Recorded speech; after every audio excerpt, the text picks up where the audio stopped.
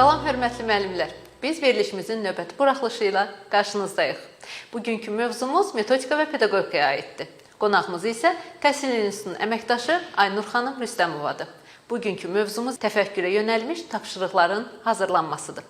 Xoş gördük sizi Aynur xanım. Xoş gördük, mən də sizi salamlayıram.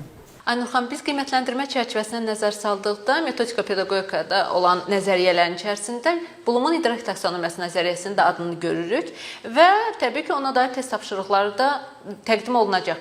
Bəs bu mövzu test tapşırıqlarında necə öz əksini tapacaq?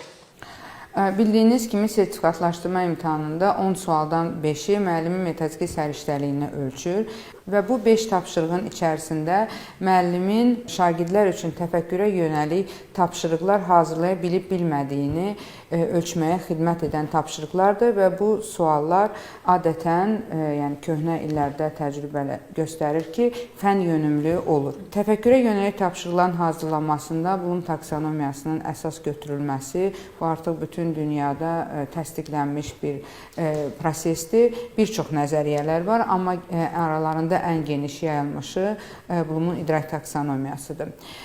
Müəllimin dərsdə səmərəli öyrənmə və öyrətmə mühiti qurması üçün, şagirdlərin təfəkkürünü inkişaf etdirməsi üçün onun verdiyi tapşırıqların əhəmiyyəti çox böyükdür. Və tapşırıqlar əzbərə yönəlik olanda daha çox şagirdlər faktologiyaya yönəlir, təfəkkürə yönəlik tapşırıqlar veriləndə isə, şagirdə düşündürücü suallar veriləndə isə şagirdin təfəkkürü inkişaf edir, onun düşünmə prosesi inkişaf edir və əlbəttə ki, nəticə etibarilə düşünən şagird yetişdirmiş oluruq. Bəs müəllimlər necə müəyyənləşdirsinlər ki, hansı sual, hansı tapşırıq təfəkkürün hansı səviyyəsinə uyğundur? Yəni taksonomiyanın hansı səviyyəsinə uyğundur? Bloom tərəfindən taksonomiya 1956-cı ildə hazırlanmışdır. Daha sonra 2001-ci ildə onun şagirdləri tərəfindən yenilənmiş və müəllimlərin hədiyyə olaraq yenə də onun adı ilə həmin taksonomiyaya gedir. Bloom taksonomiyası bəzi yerlərdə Bloom-Kraslov taksonomiyası deyilir və burada prosesin necə dəyişməsi haqqında kifayət qədər ətraflı danışılıb. Biz bir daha bu məsələlərə toxunmaq istəmirik. Ümumilikdə bir yanaşma var ki, taksonomiyanın hər mərhələsinə uyğun olaraq fəaliyyətlər, yəni feillər və ona uyğun da tapşırıqların hazırlanması təklif olunur. Hətta bununla bağlı Benjamin Bloom'un özünün tapşırıq təkəri deyə bir yanaşması var. Müəllimlər onu internetdən istənilən mənbədən tapa bilərlər və bu təkər ona xidmət edir ki, müəllimlər taksonomiyanın müxtəlif mərhələlərinə olan tapşırıqları düzgün tərtib etsinlər. Müəllimlərin diqqət yetirəcəyi məsələlər hansılardır? Biz bu haqda danışmaq istərdik. Məsələn, xatırlamaq mərhələsində bu daha çox yaddaşa əsaslanan mərhələdir. Verilən suallar müxtəlif bilikləri əhatə edə bilər. Bu, həm konseptual biliklər ola bilər, həm faktoloji, həm prosedural biliklər olar, hətta metakognitiv biliklər də ola bilər. Sadəcə sual yalnız yaddaşı yoxlayır. Və burada bir məsələyə diqqət yetirmək lazımdır ki, məsələn, tutalım, birinci sinif şagirdi üçün anlama mərhələsinə aid olan sual və yaxud tətbiq mərhələsinə aid olan sual 11-ci sinif şagirdi üçün artıq xatırlama sualı ola bilər. Bu, qazanılan bilik bacarıqlardan, şagirdin inkişafından asılıdır. Ona görə sualın yalnız texniki cəhətdən qurulmasına yox, o hansı sinif şagirdi üçün nəzərdə tutulub, hansı auditoriya üçün nəzərdə tutulub, buna da diqqət etmək çox vacib məsələdir. Ekranda siz bir neçə xatırlama mərhələsinə uyğun suallar görürsünüz. Elektrik enerjisini ölçmə vahidi hansıdır? Aşağıdakilərdən hansı vektorial kəmiyyətdir? Fotosintez hadisəsi necə baş verir? Və s. Suallar ekranda deyə bir daha oxumaq istəmirəm. Və gördüyünüz kimi bütün suallar sırf xatırlamağa, yaddaşa əsaslanır. Xatırlamaq özü də bir düşünmə prosesidir. Sadəcə bu proseslər içərisində, yəni təfəkkürün inkişafı üçün ən aşağıda dayanan prosesdir. Xatırlamaq prosesini, yəni bunu inkişaf etdirmək lazımdır, amma yalnız ona köklənmək şagirdin təfəkkürünü inkişaf etdirmir. Bu məsələyə diqqət yetirmək lazımdır. İkinci mərhələ anlama mərhələsidir. Gördüyünüz kimi yenə də müxtəlif növ deməli bilikləri əhatə edə bilər. Anlama mərhələsinin feilləri adətən nümunə gətirmək, interpretasiya etmək, parafraz etmək və s. bu kimi feillər, uyğunlaşdırmaq, nəticə çıxartmaq, ümumiləşdirmək, qruplaşdırmaq bu kimi feillərdir. Burada proses ona dayanır ki, şagird hər hansı bir informasiyanı öyrənir və onu sadə şəkildə hər hansı bir yerdə izah edir, onu başqa öz sözləri ilə təsvir edir və yaxud onun təsvirini anlayır. Şagird hər hansı bir tərifi əzbərləyir. Əgər bu yalnız əzbər formada şagirdin yaddaşında qalsa və o onun mahiyyətini anlamırsa, onun yaddaşından çox qısa müddətdə silinir. Hələ onu demirik ki, yəni bu ümumiyyətlə heç bir həyati bacarığa çevrilmir və yaxud da ki, həyatda tətbiq olunacaq biliyə çevrilmir. Anlamaq mərhələsində çox sadə şəkildə şagirddən oxuduğunu həqiqətən anlayıb anlamadığı, bu hər şeyə aiddir. İstir terminologiya, istir hər hansı bir informasiya, faktoloji informasiya ola bilər, hər şeyə aiddir. Məsələn, sadə bir misalı həll edirsə şagird, bu çox sadə bacarıqdır, hesablama bacarığıdır. Bu anlamaq mərhələsinin deməli tapşırığı hesab olunur. Burada baxmayaraq ki, hesablama misalında şagird öz biliyini tətbiq edir. Məsələn, əməllər ardıcıllığına baxır və yaxud nə bilim alt-alta vurmanın və yaxud qalıqlı bölmənin filan istifadə edir biliklərini, amma bu yenə də anlama mərhələsinin tapşırığı sayılır. Ona görə ki, bu çox sadə və yəni bir belə deyim də istiqamətli bacarıqdır. Aynur xanım, o zaman dediklərinizdən belə qənaətə gəlmək olar ki, feillərin birbaşa leksik mənası ilə Bloom taksonomiyasında verilən feillərin birbaşa mənası eyni deyil. Yəni orada fərqlilik var. Bəli. Taksonomiyanın mərhələlərində verilən feillər o ümumiləşdirilmiş, bir çox psixoloji məqamları özündə ümumiləşdirilmiş, üstəgəl də pedaqoji məqamları özündə birləşdirib ehtiva edən artıq terminə çevrilmiş sözlərdir. Yəni anlamaq mərhələsində, tətbiq etmək mərhələsində və digər mərhələlərdə şagirdlər bir çox fəaliyyətləri icra edə bilərlər və çox zaman bu bizim birbaşa sözün leksik mənası ilə üst-üstə düşməyə bilər.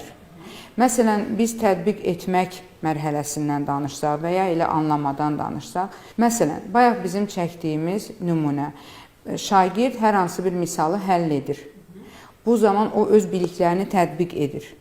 Amma buradakı biliyinin tətbiq etməsi o demək deyil ki, o Bloom'un taksonomiyasına, idrak taksonomiyasının tətbiq etmək mərhələsindədir. Bir istiqamətli, sadə bacarığın tətbiqi ilə hesablamaların aparılması, bu o deməkdir ki, şagird sadəcə prosesi anlayıb, ardıcıllığı anlayıb, bilib ki, burada məsəl üçün mən necə hesablamalıyam və s. və ilaxır. Buradakı, bəli, burada da müəyyən biliyin tətbiqi gedir. Amma buradakı tətbiq bizim qəbul etdiyimiz leksik mənadakı tətbiqdir. Dediklərinizi belə mən başa düşdüm ki, burada anlama birinci gedir, yəni anlama prosesi öndədir. Bəli. Sadəcə olaraq anlama prosesi bitdikdən sonra onu tətbiq edir. Yəni tətbiq etmə prosesinə keçir. Bir misalın həllini yekunlaşdırır. Yox, misalın həllini yekunlaşdırmaq anlamaq mərhələsidir. Tətbiq o zaman baş verir ki, şagird real həyati situasiyada həmin problemi həll etmək üçün özü müəyyənləşdirir ki, ona hansı bilik, bacarıq lazımdır. Yəni bir var ki, siz hər hansı bir düsturu və yaxud hər hansı bir tapşırığı, hər hansı bir istiqaməti şagirdə verirsiniz və deyirsiniz ki, onda bir vərdiş formalaşmalıdır axı. Və deyirsiniz ki, sən bu düstura əsasən, məsələn, otağın sahəsini hesabla. Və uşağa ona uyğun ən qədər tapşırıq verə bilərsiniz. Düzdürmü? Bir də var ki, siz tutalım ki, otağın enini uzunluğunu verirsiniz və deyirsiniz ki, tutalım bu otağın ölçülərini çıxart. Və uşaq anlamalıdır ki, otağın ölçüsünün sahəsi üçün, məsələn, mən hansı prosesləri etməliyəm, yəni hansı ardıcıllıqla fəaliyyət göstərməliyəm. Bəli, məsələn, sahə düsturu burada mənə vacib lazımdır. Bu əlbəttə ki, aşağı yaşlı uşaqlar üçün verilən tapşırıqlardır. Yəni burada mənə sahə düsturunu istifadə etmək lazımdır. Məsələn, siz axı ona həcmdə keçmisiniz ki, orada hündürlüyü də hesablamaq lazımdır və s. Amma siz şagirdə deyəndə ki, özün hesabla, hansı düsturdan istifadə etməklə yolunu göstərmədən siz şagirdə situasiyanı verirsiniz və o situasiyanın belə deyim, həll olması zamanı, problemin həll olması zamanı şagird özü öz hansı biliyindən istifadə etmək lazımdırsa, onu təşkil edə bilirsə, istifadə edə bilirsə, bu o deməkdir ki, o artıq tətbiq mərhələsindədir. Və bu məhz tətbiq mərhələsində şagirdin öyrəndiyi, anladığı bir növ həyati bacarığa çevrilir. Və burada artıq şagirdin məntiqi təfəkkürü, getdikcə tənqidi təfəkkürü formalaşmağa başlayır. Bildiyiniz kimi taksonomiyanın ilk 3 mərhələsi aşağı təfəkkür səviyyəsinin, növbəti 3 səviyyəsi isə yuxarı təfəkkür səviyyəsini formalaşdırmağa xidmət edir. Tətbiq mərhələsindən danışarkən tətbiqin belə bir suallarını nümayiş etdirmək istərdik. Məsələn, keçirilmişlər əsasında hər hansı bir layihə hazırlayın. Burada ümumi bir tapşırıq kimi verilir. Məsələn, istənilən fənn adətən bir bölməni keçəndə müəyyən bir layihə tapşırır. Harda ki, o layihənin icrasında bu bölmə ərzində və yaxud bura qədər öyrəndiyi bilikdən şagird istifadə etməlidir və həmin layihəni icra etməlidir. Burada bir növ keçilənlərin, öyrənilənlərin möhkəmlənməsi prosesi gedir və ümumiləşdirilməsi prosesi gedir. Burada əlbəttə ki, baxmayaraq ki, şagird layihə üzərində işləyir, biz buna yaratma mərhələsi deyə bilmərik. Çünki burada şagird yalnız öz bilik və bacarığını ortaya qoyur. Yaratmaq mərhələsinin layihəsi, o tamam başqa bir layihədir.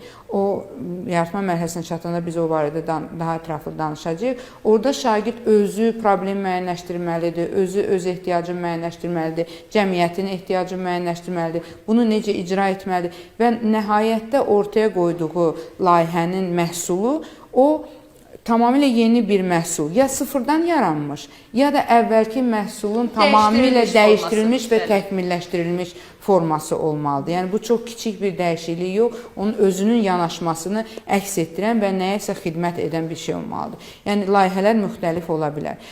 Və tətbiqdə əsas məsələ şagirdin məhz belə deyim də, problem situasiyada bilik və bacarıqlarını necə istifadə etməsini ölçməkdir. Bu çox əsas məsələdir.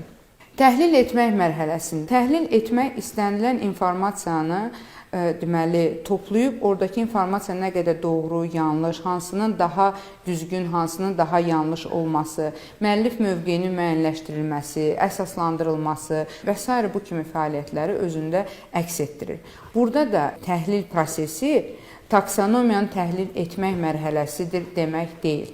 Məsələn, biz anlama prosesində də psixoloji olaraq hər hansı bir təhlil beynimizdə gedir. Bəli, məsələn, bayaq nümunə çəkdiniz ki, hər hansısa bir düstur vermədən, təqdim etmədən bir məsələnin həllini şagirddən istəyirik və burada şagird hər hansı bir seçimi aparmaq üçün beynində kiçik bir təhlil prosesindən keçməlidir. Bəli. Və daha sonra isə onu icra etməlidir. Deməli, bu təhlil o təhlil deyil. Yəni, bu təhlil etmə prosesi demək deyil. Bəli, təhlil etmə prosesi beyində getsə də, taksonomiyanın təhlil etmək mərhələsinə uyğun fəaliyyət deyil. Bu deməkdir. Məsələn, gəlin təhlil etmək mərhələsinə uyğun tapşırığa diqqət yetirək. Əsərdən verilmiş parçanı oxuyun. Müəllif fikri daha dərin ifadə etmək üçün hansı simvoldan istifadə etmişdir? Fikirlərinizi əsaslandırın. Aynur xanım, bir məsələ ilə bağlı fikrinizi öyrənmək istəyirdim. Baxın, burada əsaslandırma feili var. Müəllimlər ən çox dəyərləndirmə mərhələsinin feilləri sırasında əsaslandırmanı görürlər. Bəs o əsaslandırma ilə buradakı təhlil etmə mərhələsində yazılmış əsaslandırmanın nə fərqi var? Yəni, onlar bir-birinə nə ilə fərqlənirlər? Baxın, burada feillərin bəli, əhəmiyyəti çox böyükdür. Amma məsələnin, tapşırığın mahiyyəti çox böyük əhəmiyyət daşıyır. Yəni, əsaslandırmaq müəllifin mövqeyini, müəllifin fikri ilə əsaslandırma mümkündür. Dəyərləndirmə mərhələsinin əsaslandırmasında isə şagirdin özünün öz mövqeyini əsaslandırması istənilir. Əlbəttə ki, bu bir-birindən daha fərqli prosesdir. Yəni, burada şagirddən müəllifin mövqeyini müəyyənləşdirmək və nə üçün belə düşündüyünü mətnə əsasən müəyyənləşdirməsi, yəni hazır verilmiş informasiya üzərində işlənməsi tələb olunur. Ola bilər ki, şagird bu fikirlə razı deyil. Yəni, biz bu əsaslandırmaya təhlil etmək olan mərhələsində hələ münasibət bildirmirik. Biz sadəcə deyirik ki, burada vəziyyət belədir. Müəllifin mövqeyi budur Və biz nəyə görə bu qənaətə gəlmişik? Çünki əsərdə bu hissə var, nümunələr gətiririk. Biz bura müdaxilə edə bilmirik. Bu təhlil etmə mərhələsidir. Amma biz ora artıq öz münasibətimizi bildirəndə, bunun nə üçün məsəl üçün biz deyə bilərik ki, bu belədir, amma mən bu fikirlə razı deyiləm və ya razıyam. Bu razı deyiləm və razıyamın arxasında mütləq şagirdin özünün arqumentləri dayanmalıdır. Və bu arqumentlər yalnız həmin əsərdən və yaxud mən belə düşünürəm kimi olmamalıdır. Özünün arqumentlərini gətirmək üçün şagird müxtəlif araşdırmalar aparmalıdır, informasiya toplamalıdır. O, müxtəlif situasiyalarda özünün fikrini təsdiq edən və yaxud bəlkə əksinə təqzib edən materiallarla tanış olmalıdır. Bu informasiyalarla tanış olandan sonra özünün onun fikrini, münasibətini dəstəkləyən arqumentləri toplamalıdır. Bu çox çətin prosesdir. Yəni, kifayət qədər böyük bir informasiya içində, informasiyanın sənin düşüncəvə uyğun olub-olmadığını müəyyənləşdirmək, onu hələ əsas kimi götürmək və s. bu çox dərin prosesdir. Belə olan halda o əlbəttə ki, taksonomiyanı dəyərləndirmək mərhələsinə gətirib çıxardır. Məsələn, əsaslandırma hətta anlama mərhələsində də ola bilər. Şagird çox sadə şəkildə soruşarsan ki, məsəl üçün, qələmlə karandaşın fərqi nədədir? Fikri və əsaslandır. Şagird çox sadə şəkildə deyər ki, karandaş məsəl üçün şəkil çəkmək üçündür, qələm yazı yazmaq üçündür və yaxud biz bundan fərqli şəkildə istifadə edə bilərik və s. Və bu fikrin özünün ifadə etməsi bu bir əsaslandırmadır. Amma biz buna təhlil və ya dəyərləndirmə deyə bilərikmi? Əlbəttə ki, xeyr. Ona görə də müəllimlərdən gözlənti budur ki, onlar sadəcə texniki şəkildə feillərə baxmasınlar. Feilin hansı tapşırığı, hansı fəaliyyəti icra etdiyinə baxsınlar. Yəni, tapşırığın məzmunu çox vacib məsələdir. Yəni, leksik mənaya deyil, kontekstə uyğun mənaya fikir vermələr vacibdir. Tapşırığın fəaliyyətinə uyğun mənaya, bəli, daha çox fəaliyyətə yönəlsinlər. Məsələn, araşdırmaq və tədqiqat aparmaq, bunlar leksik baxımından bir-birinə sinonim söz ola bilər. Amma fəaliyyət baxımından bunlar tamamilə fərqli işlərdir. Araşdırmaq sadəcə informasiyanın toplanmasıdır.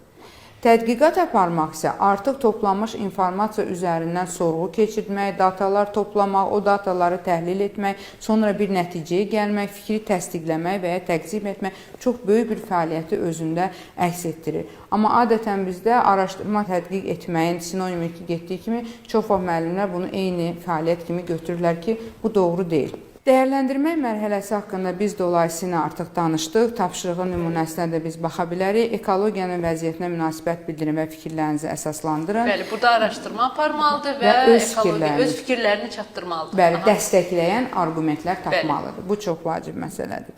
Və yaratmaq mərhələsində də bayaq dedik, problem situasiya bütün mərhələlərdə şagird öz bilik bacarığından problem situasiyanı həll etməyə yönəlir. Ümumiyyətlə bizim öyrətdiklərimiz, bizim şagirddə formalaşdırılarımız hər şey şagirddə problem həll etmə bacarığını formalaşdırmalıdır. Problem həll etmə, qərar qəbul etmə, bu çox vacib məsələdir. Bütün həyatı boyu şagird üçün bu çox vacib olan bacarıqlardır və biz onu müxtəlif tapşırıqlarla şagirdlərdə formalaşdırırıq.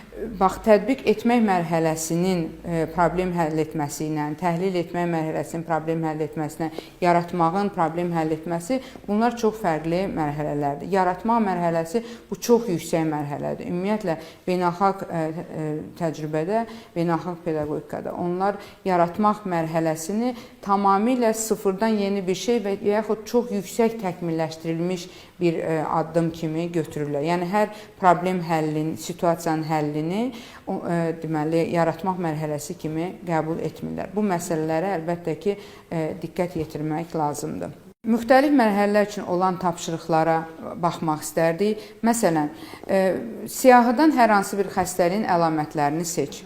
Bu, şagirdin xatırlama mərhələsidir. O, hər hansı bir xəstəliyin əlamətlərini oxuyub və ona bir siyahı verilib. Məsəl üçün, deyir ki, qrip xəstəliyinin əlaməti hansıdır? O, xatırlayır ki, bəli, bu şəkildədir. Anlamaq. Problem situasiya verilib ki, xəstənin vəziyyətini təsvir edir və şagirddən soruşulur ki, bu əlamətin hansı xəstəliyə aid olduğunu müəyyənləşdirsin və yaxud da ki, bir xəstəlik soruşur ki, məsəl üçün, xəstədə bu əlamətlər var. O, qrip xəstəliyinə aiddirmi, yoxsa yox? Vəziyyəti bu şəkildə.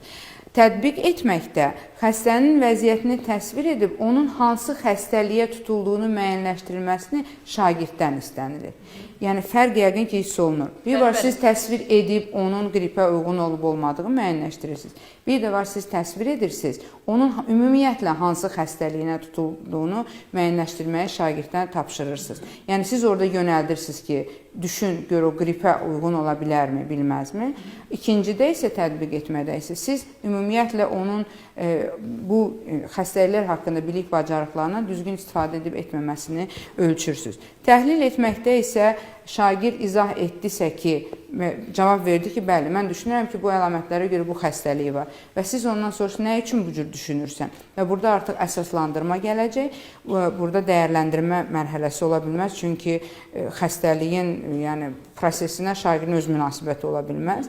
Və təhlil etmə mərhələsinə də bu şəkildə tapşırıq vermək mümkündür. İndi isə gəlin imtahanlarda rast gəldiyimiz test modellərinə diqqət yetirək. Birinci və ikinci dünya müharibələrini araşdırın və hansının insanlıq üçün daha ağır nəticələr verdiyini müəyyənləşdirin. Fikirləri fakt və arqumentlərlə əsaslandırın. Tapşırıqda idrak taksonomiyasının hansı mərhələsinə və təfəkkürün hansı növünü inkişaf etdirilməsini müəyyənləşdirmək istənilir. Biz artıq bayaqki müzakirələrimizdən bilirik ki, şagird 1-ci, 2-ci Dünya müharibəsi haqqında informasiyanı toplayacaq, yəni araşdırma aparıb toplayacaq. Sonra onu dəyərləndirmə aparacaq ki, amma bunun dəyərləndirməsinə yox, prosesin dəyərləndirməsinə aparacaq ki, onların hansının nəticələri daha ağır olub və bunu fikrini sübut etmək üçün və bu onun öz fikri deyil, gəldiyi nəticədir. Əlində olan informasiyadan müəyyən fakt və arqumentlər gətirəcək. Belə olan halda bu təhlil etmək və məntiqi təfəkkür olur. Əgər Azərbaycan torpaqları iki dövlət arasında bölüşdürülməsəydi, dövlətçiliyimizin sonrakı inkişafı necə olardı mövzusunda esse yazın. Esse yazmaq da bu özü bir fəaliyyətdir. Bu həm tətbiqə, həm təhlilə, həm dəyərləndirməyə, həm də yaratmağa aid ola bilər. İndiki halda tapşırığımız daha çox şagirdi özünün münasibətini bildirməsinə yönəltdiyi üçün buradakı dəyərləndirmə artıq taksonomiyanı dəyərləndirmək mərhələsinə uyğun gəlir və burada müxtəlif proseslərin müsbət və mənfi tərəflərinin tapılması, hansının daha əhəmiyyətli olub-olmaması, meyarlar üzrə qiymətlənmə filan bu kimi fəaliyyətlər prosesə daxil olduğu üçün bu tənqidi təfəkkürü şagirddə formalaşdırır. Və ya daha bir tapşırığa diqqət yetirək. Səməd Vurğunun Vaqif dramında Vaqif obrazını səciyyələndirin, real tarixi obrazla müqayisə edin, hansı obrazı bəyəndiyinizə dair fikrinizi bildirin. Bu da yenə də şagirddən özünün münasibətini bildirməyi tələb edir və bunun taksonomiyasının dəyərləndirmək mərhələsinə uyğun olan bir tapşırıqdır. Bu mövzu barədə deyəcəklərimiz bu qədər.